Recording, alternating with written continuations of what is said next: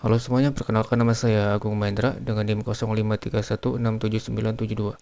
Di video kali ini saya akan mengerjakan tugas 3 dari matkul pemrograman berbasis perangkat bergerak, dan ini tugas terakhir ya. Di tugas ini kita diminta untuk membuat sebuah aplikasi untuk menampilkan data dari sebuah API yang berisi nama-nama cryptocurrency. API-nya adalah ini.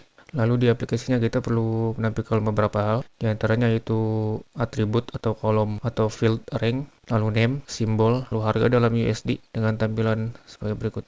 Oke, kita langsung aja ke pekerjaannya. Kita buka terminal, kita cek versi Node dan NPM-nya dulu. Versi NPM. Untuk framework Ionic-nya udah terinstall ya. Kita cek versinya. Ini kalau nggak salah adalah versi terbaru. Lalu kita buat folder untuk project ya. Kita kasih nama crypto app.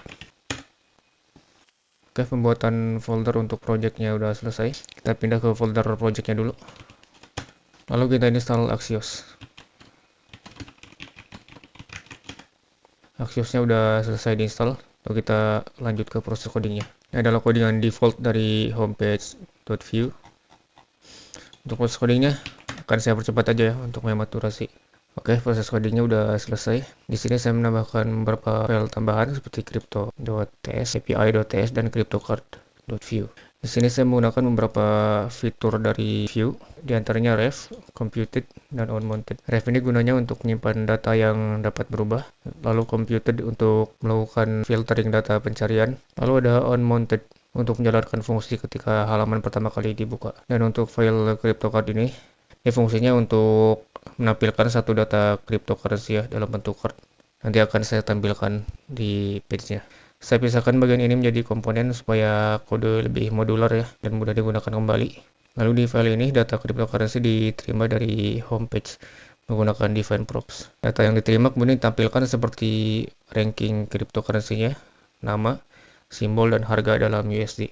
Selanjutnya ada file crypto.ts. File ini berfungsi untuk membuat struktur atau tipe data untuk cryptocurrency. Selanjutnya ada file api.ts. Ini berfungsi sebagai konfigurasi komunikasi antara aplikasi dengan API cryptocurrency-nya. Lalu saya juga menggunakan library Axios tadi untuk melakukan request HTTP-nya. Jadi untuk alur kerja aplikasinya secara keseluruhan, pertama pengguna membuka aplikasi, kemudian homepage akan dijalankan dan memanggil fungsi getCrypto yang ini.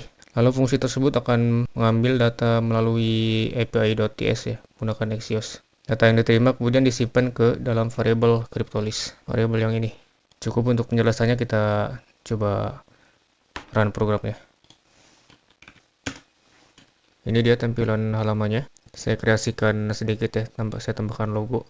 Lalu judulnya crypto market. Lalu di sini juga seperti yang saya jelaskan tadi, saya menggunakan fitur computed untuk search bar ini. Jadi nanti kita bisa cari nama kripto yang mau kita cek, misalkan TC, muncul ya. Ini juga ada kata ETC-nya jadi muncul juga. Kita cek yang lain.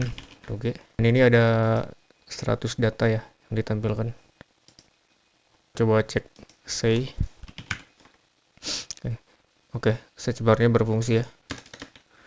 Dan untuk atributnya atau kolom-kolomnya sesuai dengan instruksi dari tugas ya. Ada rank, lalu nama, lalu simbol, dan harga dalam USD. Simbolnya adalah ini, dan ini harga dalam USD. Oke. Tugasnya udah selesai ya. Tugasnya juga udah selesai. Semua fiturnya juga udah diuji. Segitu aja dari saya. Kalau ada yang salah mohon dikoreksi. Sampai jumpa di tugas-tugas selanjutnya.